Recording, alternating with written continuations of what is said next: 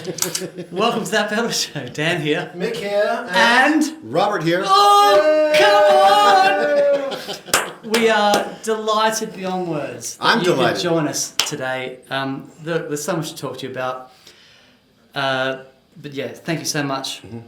So yes, ladies and gentlemen, Mr. Robert Keeley. Thank you. You know, I've been a fan of your stuff for as long as I can ever remember there being boutique pedals, because you were there right at the beginning of that whole thing. Got pretty lucky there in 2001. There was just a couple other folks that I remember. Mm-hmm. Analog Man. Analog Man, Mike, yep. Yep, Full Tone, Yep. Mike Fuller. Yep. Z-Vex, of course. Yes. And of course Tees. There was a couple other folks too. Jeffrey Tees. Yeah. As in the Teesoir. Yeah. Yeah. Yeah. Wow, he was there as well. One of the first people I met at an early guitar show, my first guitar show, he was already there. Right. Awesome. Because Yeah. he did the McCoy. Oh yeah, he's got some great sound. Oh man, he really does. That's so cool. For you guys that don't know, I'm just trying to get the timing right. It was, okay, so we talked about this last year. Mm-hmm. And at NAMM this year, we finally saw the D&M drive that you had done for us. So, I mean, it's surreal, beyond words talking about this, that, you know, you designed a pedal for Mick and myself. So It's quite weird. it's really strange. It's really strange. But, I mean, we're besotted with it. Mm-hmm. It just ticks so many boxes for us. Your... you know, I think when you started doing like mods to the Blues Driver, and you know you had some like the Keeley Fuzz Head in the early days and the treble boost. I mean, you were, you know, your gain pedals. You know, there's so many people. You know, oh, I've got a Blues Driver. Oh yeah, but dude, you got to get the Keeley Mod Blues Driver because that's where the mojo is.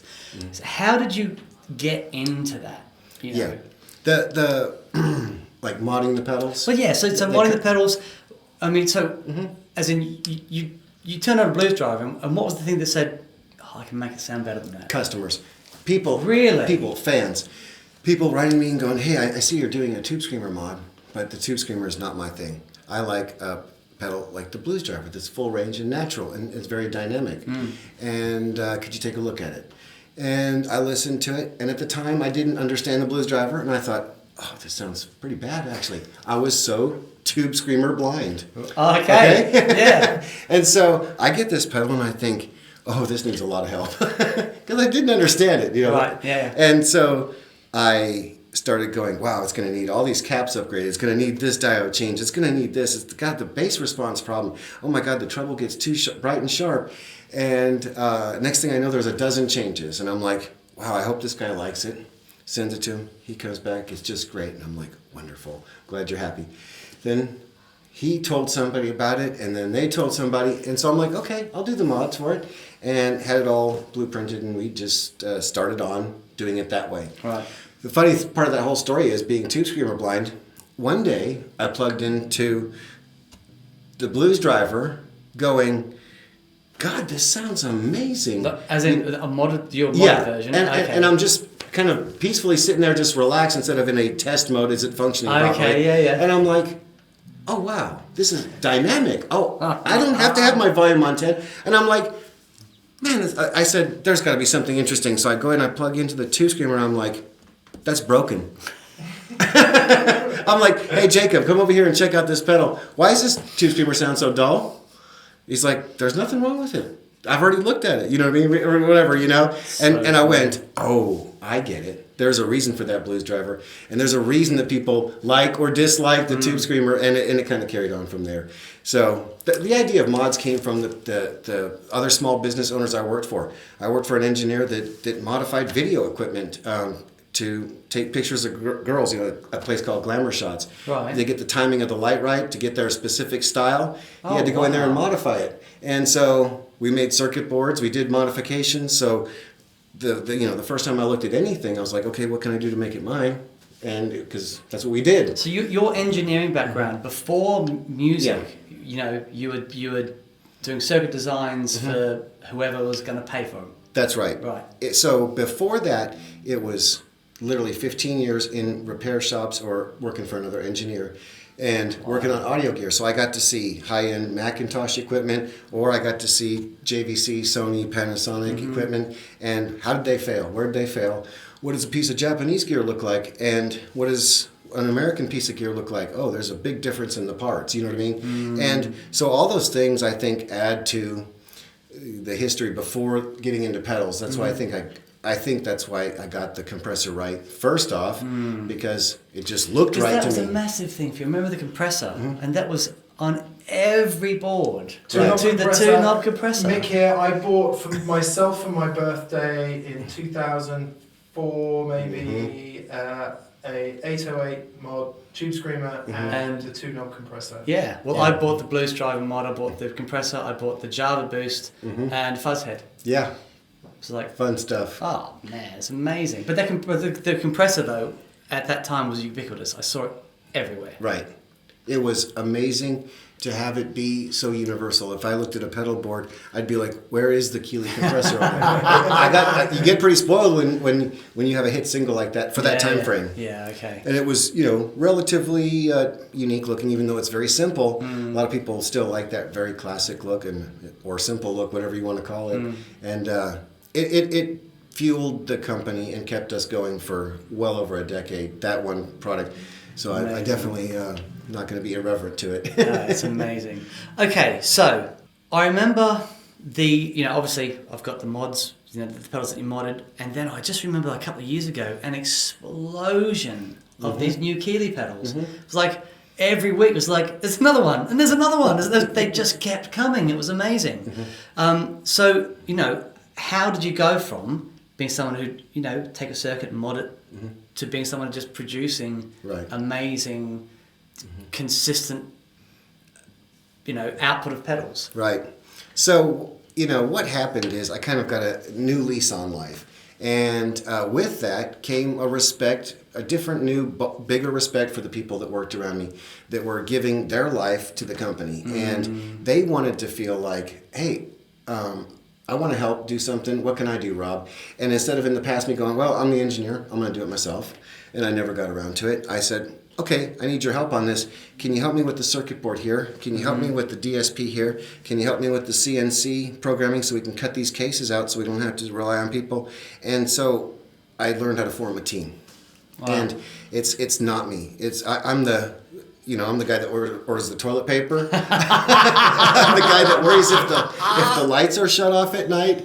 You know what I mean? But I do like to get people educated or have them self-educate themselves and become an integral part of this. And that's exactly what happened. Creighton Hale has become a master at laying out circuit boards. Yeah, and that was so much fun doing that. Yes. And I just remember seeing and we're even just doing the artwork, and that's coming back. It was so exciting, and but just talking to the guys at the company and where we're doing the circuit board, you were working with Creighton stuff, and it was just joyous. The whole thing was great. Yeah, he is fun to develop with. We have several other people that were doing little things, whether they're fuzzes, but they're from the boutique amplifier world, so they're not really sure about pedals. And I'll check in and I'll go, is everything great? And he's like, no wonder, you keep this guy on your team. He's amazing. Yeah, wow. He's young and he is like so ambitious and just goes for it. And so, I got a guy that was the repair technician, changing stomp switches and, bad connections. And I could just see how bored he was. And I'm like, you want to do something different? He's like, oh yeah. Well then help me program a CNC machine. I'm going to buy a machine to start computer cutting these cases. He got that all set up, and then one day I look at him, and he's very bored again. He's like, I can't stand this noise, this racket. And I'm like, you want to learn digital signal processing and programming? He's like, I'll do that. And so we sat down. I gave him the thing. I'm like, here, learn this. Because, I've only got two things. I've got a delay and a reverb that essentially I pretty much copied. We got to do something more than that to keep up with all the other big competition in the world. And so that's how it happened. If these guys have technical questions, of course they come to me because I'm the engineer. But, they love solving it themselves. So it's a matter of me going, no, it doesn't, because the DSP guy's a drummer and Creighton likes rap. So there's still a little bit of a need for me in there as the guy that plays the electric banjo. Right. And so, I'm like, no, it needs to do this. It needs to sound like this. Let's look at this recording here. Let's look at this. And, that's kind of how it happened. It's a total team effort. I definitely couldn't do this, 100% on my own. It's just way too many pieces turning now. Amazing. Amazing. Okay, I quickly want to ask you about Yep. this. So, Blues Driver, massive thing for you. Now, how does this relate to the Blues Driver? Okay, this is a Blues Driver with all the mods that we used to do. Right. It's got different transistors, different FETs than Blues Driver did. It took me forever. I never released a Blues Driver back in the day, my own version of it, because I couldn't find transistors that sounded right, like the Toshiba ones in there. One day Creighton comes along and says, hey, I'm going to order these here and try them out. And I'm like, sure, whatever. You got it. And all of a sudden it was like, oh, there, all the harshness is gone. It distorts right. And so we got it right. Wow. This Germanium mod here is a gain stage within the pedal, right before the tone control, that does its Germanium thing. I think the Germanium version, which we came out with for our 16th anniversary, is a little bit edgier and a little bit more aggressive sounding. It doesn't clean up as much, so if you bring the drive all the way down, we got...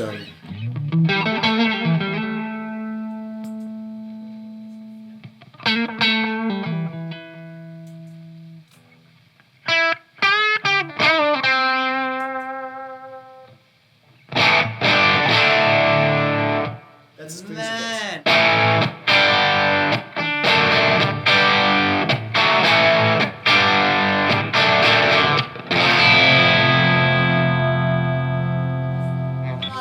That is ace!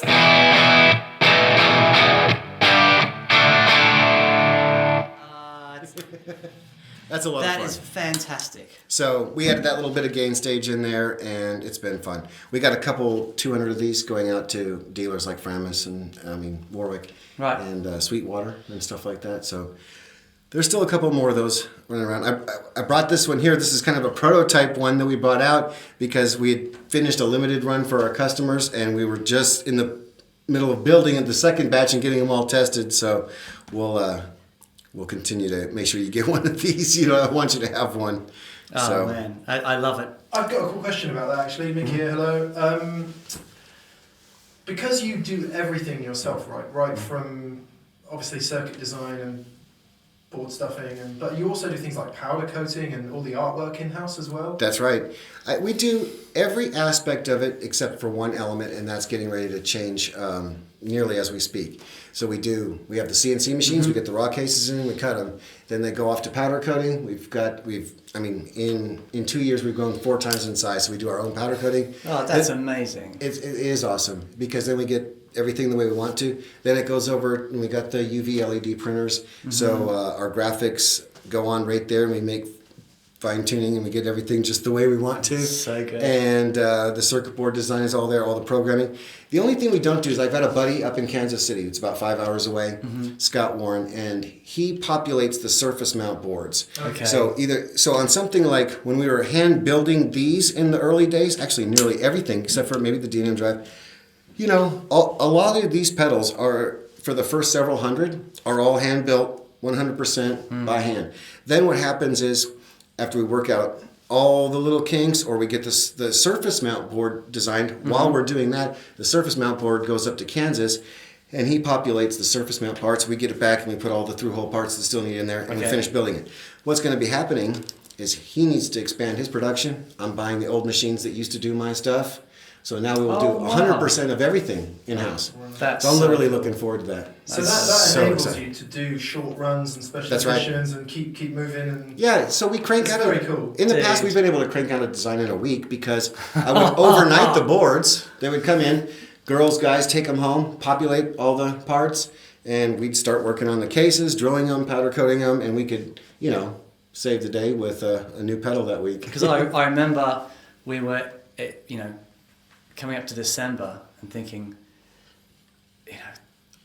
wouldn't it be great to have this ready for NAMM? Oh no, that's a dream. It's a pipe dream. It's never going to happen. We get to NAMM, it's like... there's one on the board. Yeah. I think the only thing it missed was your switching system. And it was only the first prototype. And then as soon as the production runs, it had the switching in it.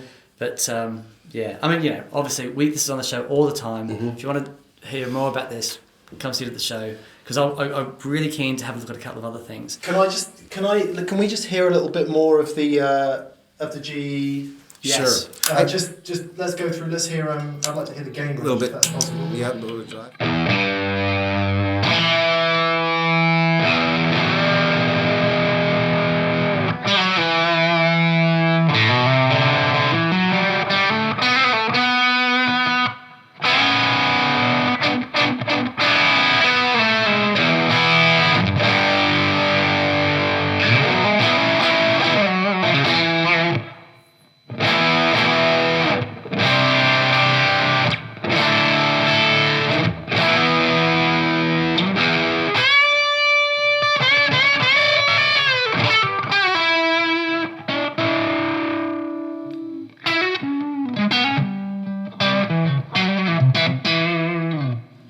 That's my favorite part. There's an edge. There's an edge to that snap. Yes. It's not a lot of the times when you clean it up and it becomes very smooth. But that's got that. Oh yeah.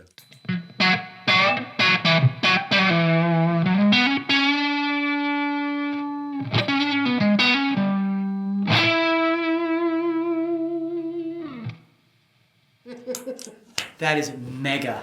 Yeah. Now, germanium. Is it germanium diodes in there or germanium transistors? You guys actually have a germanium transistor in there? Yeah, in this case, there's another germanium amplifier in there. So it takes, I don't know, eight or so other supporting parts to get it to work. Sometimes we use a germanium diode in a little clipping section, and that's kind of like cheating because it doesn't really affect the tone so much. Okay. I mean, in certain ways it does. But this has its own, like, half a fuzz face in it, if you will. So have you managed to keep it center negative as the power supply? Yes. Okay. It's it's a great question. A lot of guys are like, oh, when I get this germanium version of your pedal, does it have to be first? Do I have to worry about this? And the thing is that even when we've put the germanium in our Compressor Pro, we end up having it in the middle of the circuit, and we set up that germanium amplifier to work within those buffers or whatever's going on, whatever circuit elements are around it. We have it set up for that, so you don't have to have any concern about that. It's not like on the input stage, and it's going to worry about a buffer or anything like that. No. Man, honestly. There's a certain when you roll it down, there's almost to my ears what I like about the Blues Driver and what you just had right there is like I think there's this like weird like little notch that makes it like a little bit hollow sounding in a good way. There's a right like Fenderish hollowness that sounds right, even through something that's radically different. So it's pretty cool. Man, okay, so that's going straight on the board. Yep. That's such a great sound. Okay, sorry, I'm getting overexcited. Not that I ever get overexcited, but amazing. I could tell the second you hit the E chord, I was like, okay, this is down. It is. Well, because it's a sound that I've used. Mm-hmm. I've had my Keeley modded Blues Driver on my board forever. And what I'd do is I'd have your the treble booster, and I'd be juicing into the Blues Driver with the treble booster, and I'd just have these amazing, really focused, sort of Brian May-esque tones. But I've, the range of it, and also our good friend Andy Timmons. And the way he was using his Blues Driver, he was doing that. He'd have quite a gain sound on it, but then he'd wind it back, and it'd be.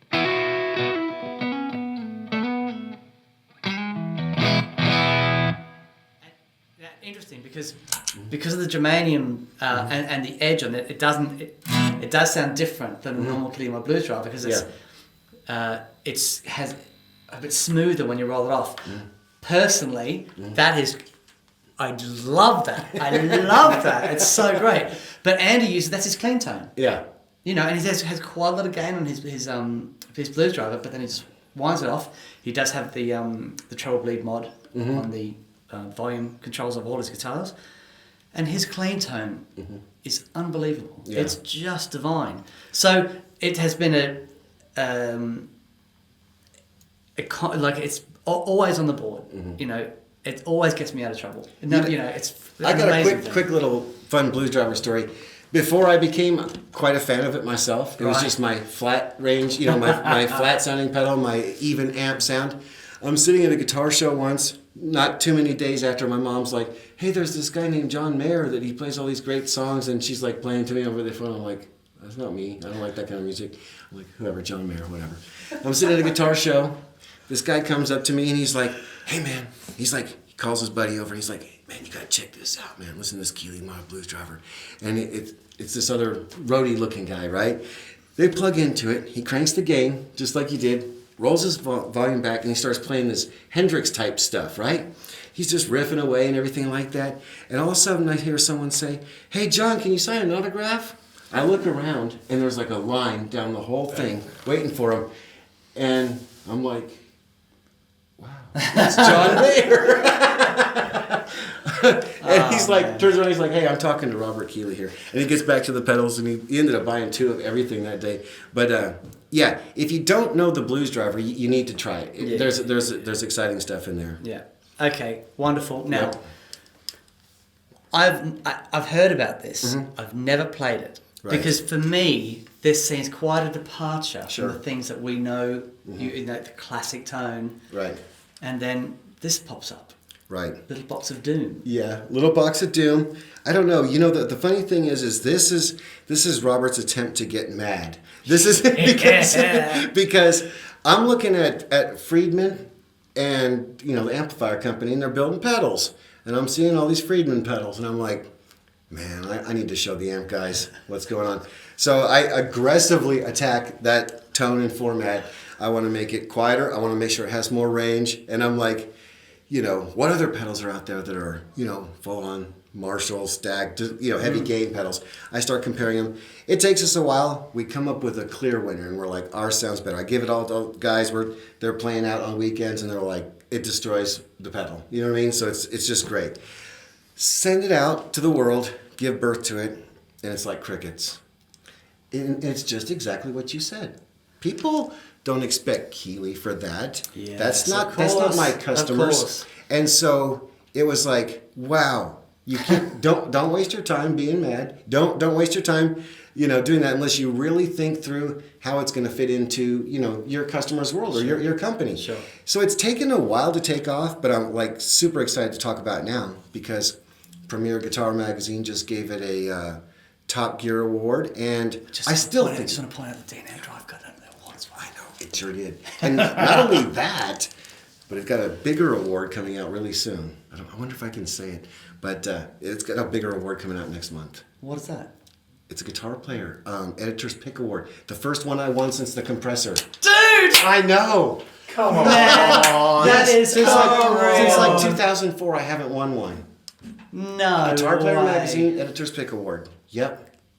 I thought Dude. I told you that. Dude, I know. I knew that. totally goosebumps. Okay, that's amazing. Anyway, That's so sorry. exciting. That's amazing. No, that thing is so awesome, dude. I haven't won one of those in forever. It's just like killing me, Well- and it won. I know. That's hard to do, man. Dude. They don't come around. No, that's amazing. So the Filaments All is right, great. Filaments. Let's All right, let's take a listen to it. So,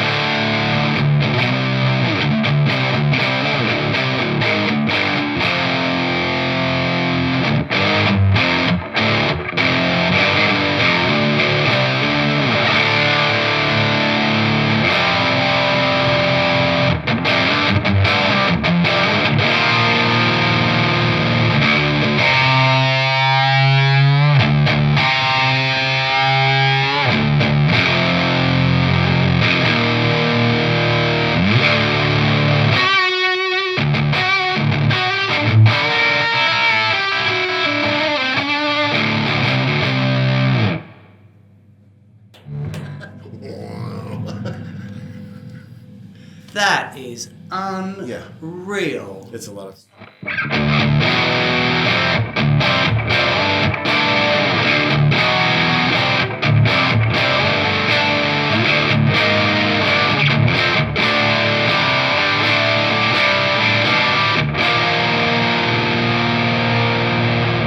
Man alive! You got to nail the face too. You got.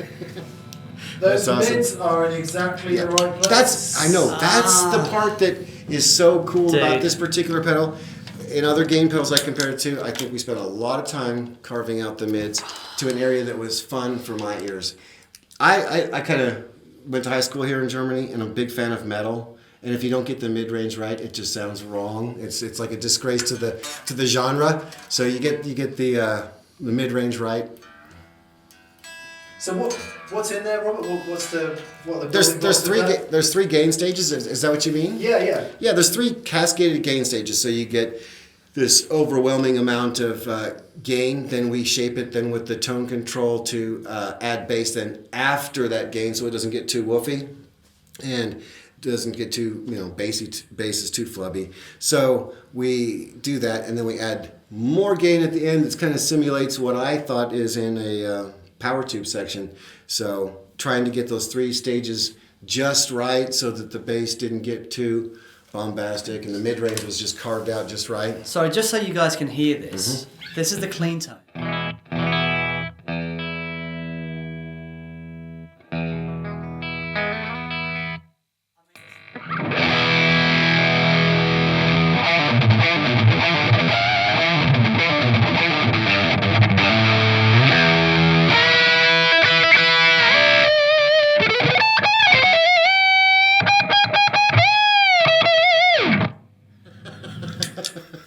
I love it. That is okay. Here's the thing. With a lot of really heavy distortion pedals, it's gain and gain and gain. But what Mick was saying about the mids are still punching through, but there's attack on the note. So many times when you have that much gain, it just softens the edges off completely.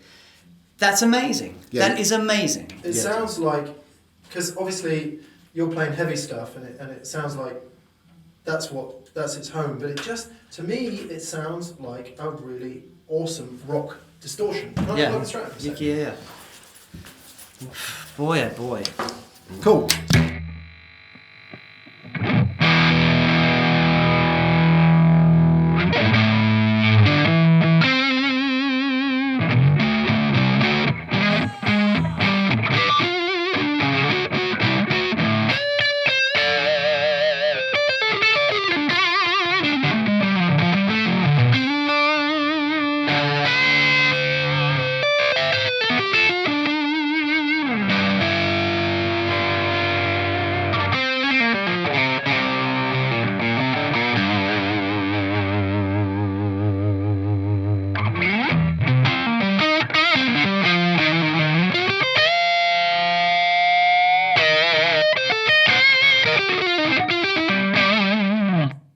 Okay, that's crazy. Just do me a favour, just wind the gain down just a little bit. Yes. Just a hair, just a hair.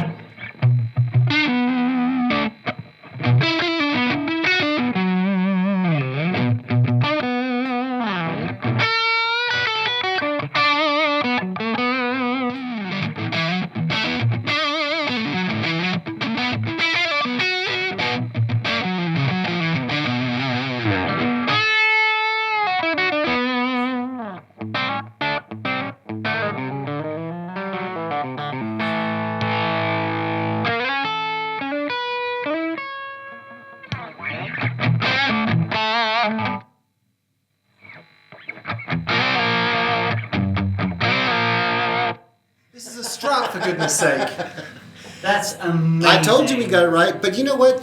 That goes to speak about designing for your customers, and at the kind of stage I'm at where I'm thinking about how to best market my stuff, because you can get stuck in quicksand if you design it with, say, a hard rock heavy metal look. The average kid comes up to and go, "Oh, I don't play metal," and they don't listen to it, and no one wants to listen to it, and then you get the right reviewer to go, "Oh, wait a second, this is a versatile box," and they actually come out in the review and say, "It's a shame Keeley did it in black and red," because they're missing out. But it's an interesting called state. Filaments. It's called Filaments, and you've got a couple of Vacuum tube. tubes on there. Yeah. How old? Dude, Well, you I know, had no idea. I put my hands up, and I'm a massive fan of yours, and I had no idea that it did that. It's a lot of regular fun. viewers of that pedal show will know that I'm about as metal as a tree. So I love it. it's true. It's true. I'm so not metal, but I am that. Yeah. Because it's Have got fun. like a fuzzy top on it, and it reminds me of Cream and Jimmy, and even though it's You did the most amazing Cream thing. I was like, well, it sounds better at that than it does at metal. That was great. awesome, Wow. awesome. Hey, I got an idea. You guys should like start like a video pedal show type thing. You guys like sound like you know what you're doing. Okay, now that we've been Thoroughly in the analog world. I feel like a windsock. Your veins I popping just out got again. nothing. It's like, okay, right. We've got two more. I'm really keen to have a look at the Yes. Caverns. Now you had, you've done a Caverns before. Done the Caverns before. And I've got one of those, and I love it. What is the difference between this Caverns and the other Caverns? Large amounts of things. So the first Caverns, 2 digital engines, a pretty much straightforward delay with no options for modulation or anything, not much, and then a reverb that we didn't even have our spring reverb developed, so it was like a Caverns Hall type thing, and maybe a shimmer. You know, it was our DSP technologies and abilities about 1.5 years ago. Okay. It was a complicated build. And I said, oh my God, I'm tired of trying to build that. Right. So I retired it. Then the dealers went, what? That was an amazing pedal for $199. And I thought, well, you know what? If I change it up, I can do better than that and make it $179. We put it out, Creighton put it on one circuit board. We took our magnetic... $179. Yep. Far out. I know. We took the magnetic echo, which is a much more analog sounding delay. Yeah, that's awesome. Right, and that went in there, removing the digital delay, and then we had been practicing our shimmer for 1.5 years and made that sound fun, and we also developed spring. We found out what makes spring work in our mind and what makes it sound like an amp. So, and lastly, modulated one. Now, what's kind of cool about these things, and I hope we can listen to the ends of the trails on like the shimmer and modulation, is Aaron, the DSP guy, we put a bunch of little Easter eggs in the sound. So it allows kids to sit there and listen to it. And if you listen to the trails and you're having fun with an ambient type of thing, it's not just like, for a high octave thing. There's like all kinds of swirls and modulation and dynamic stuff that goes on in there. So it's a really fun pedal. If we start off with the delay, it's...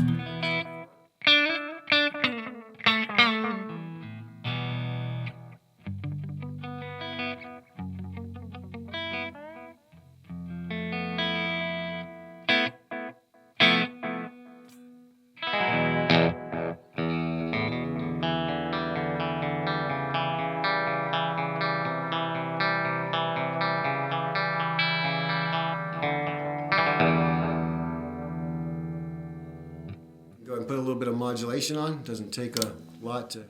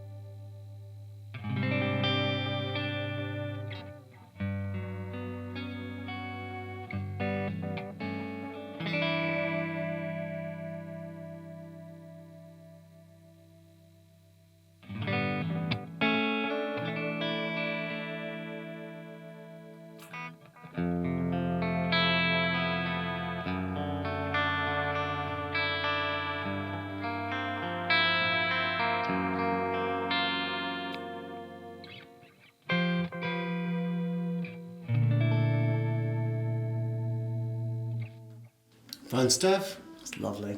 Yeah. That's really lovely. That's why we chose to put that delay Okay. in this package. The fun also ramps up when we start to add some of our springs. So let's take a listen to this, and we'll wind up a little bit of spring. Now we got a warmth control that's pretty cool. So I'm going to give you a dark, like very near presence type of spring. Okay.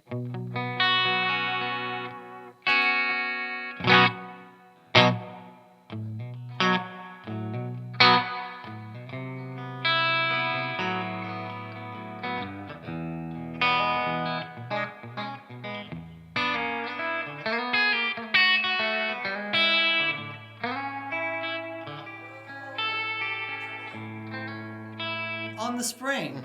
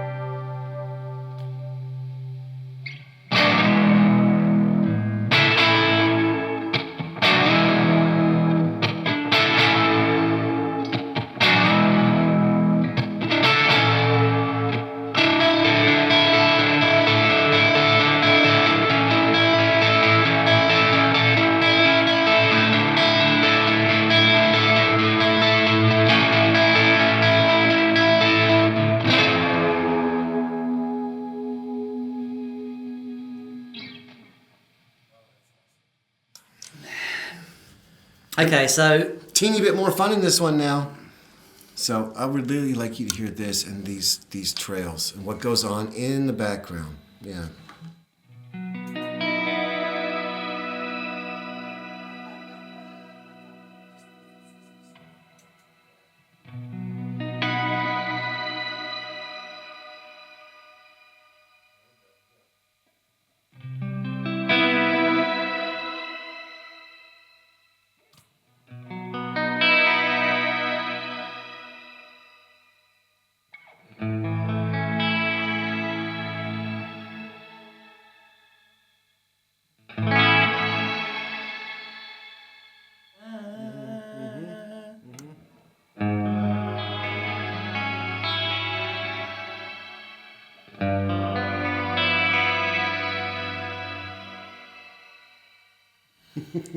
See, some of those things are fun. Let's see this modulated.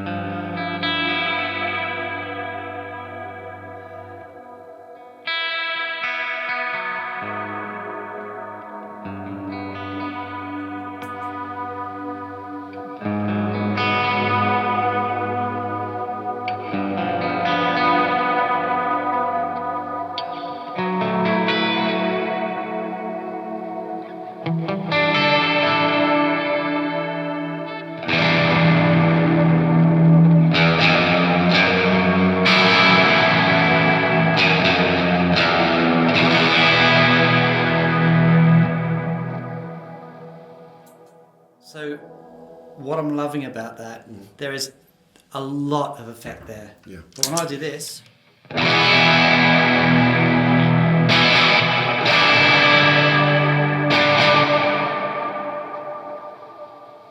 but you're still hearing the edges Yeah. of that come through. Yeah, that's nice. That is lovely. Yeah.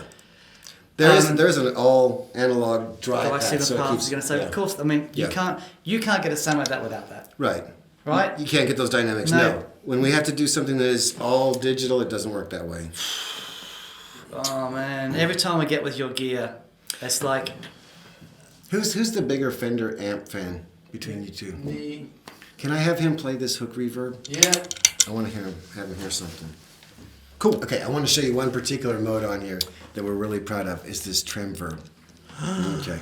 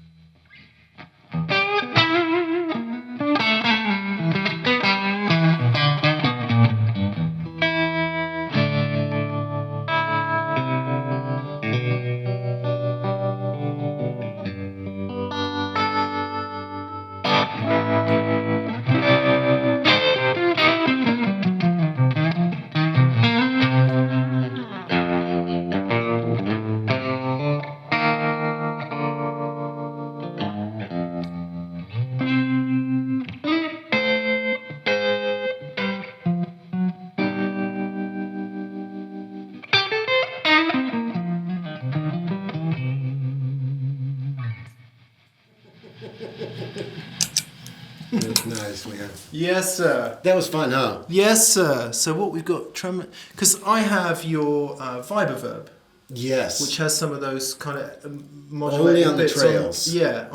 But this is everything. Yes.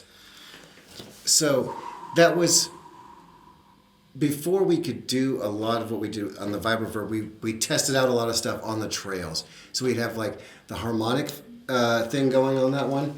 And we had a phasery thing. Yeah. And we had one other one. Maybe a pitch vibrato one or something. Yeah, it's like it simulates the harmonic trem. Yeah.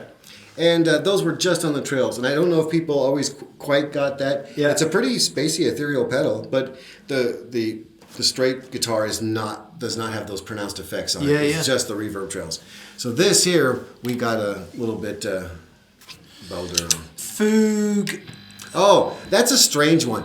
That has no original signal. That's a fugue.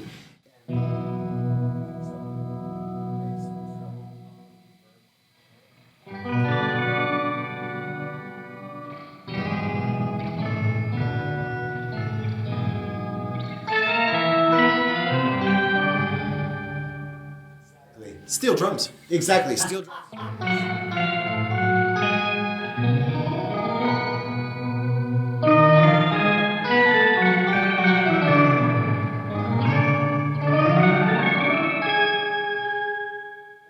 Original signal. It's only octave up and octave down reverb. So that's kind of fun. And if you don't want the trem, then you've got more control over the spring. Yeah.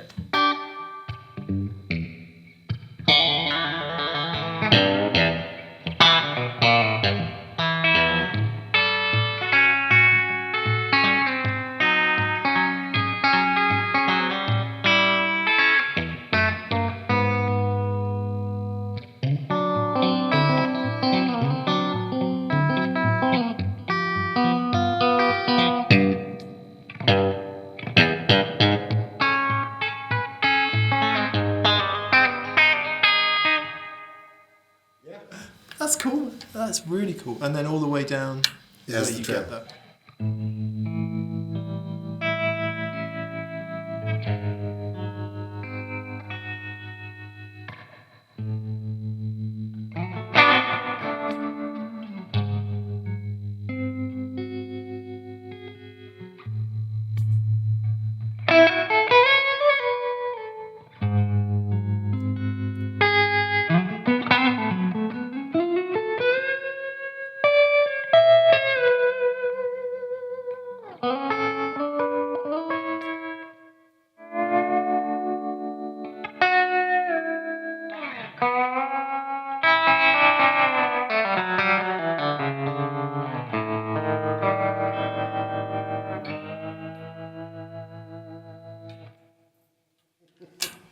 I could play that all day. Yeah. I could play that all day. Beautiful. That is very, very cool. Yep.